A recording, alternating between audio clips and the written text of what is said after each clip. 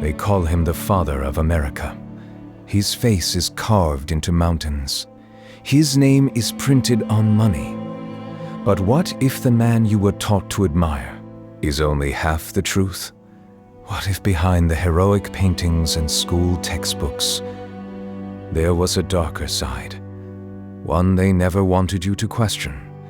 Today, we are not here to destroy a legend. We are here to understand the man behind the myth. This is the untold story of George Washington. In American classrooms, George Washington is presented as flawless, the brave general, the humble president who couldn't tell a lie. But history is not written by truth alone. It is written by power, politics, and image control. After independence, the new nation desperately needed a symbol. Someone clean, someone strong, someone unquestionable. Washington became that symbol. And when a man becomes a symbol, his flaws are buried. George Washington fought for liberty. He spoke of freedom. He led a revolution against oppression.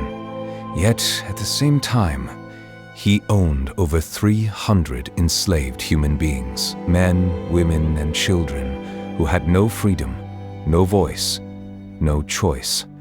These enslaved people worked his fields, cleaned his house, raised his children, and built his wealth. And here's the part rarely mentioned. Washington didn't just inherit slavery. He actively protected it. When he became president and moved to Philadelphia, a city where slavery laws were stricter, he secretly rotated enslaved workers back to Virginia to avoid setting them free. This was not ignorance. This was calculated decision-making. As president, he crushed rebellions. When poor farmers protested unfair taxes in the Whiskey Rebellion, Washington sent troops, not to listen, but to intimidate. The message was clear. The new government would not tolerate disorder. Freedom, yes, but only under control. Democracy, yes, but only if it didn't threaten elite power. This wasn't tyranny, but it wasn't innocence either. It was authority with a firm hand, cold, obsessed with reputation. He carefully managed how history would remember him. Letters were destroyed. Personal doubts were hidden, failures were minimized.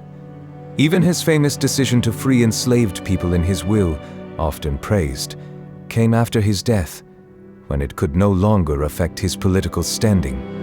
And even then, many enslaved families were separated forever. Here's the uncomfortable truth. George Washington was not a monster. But he was not a saint.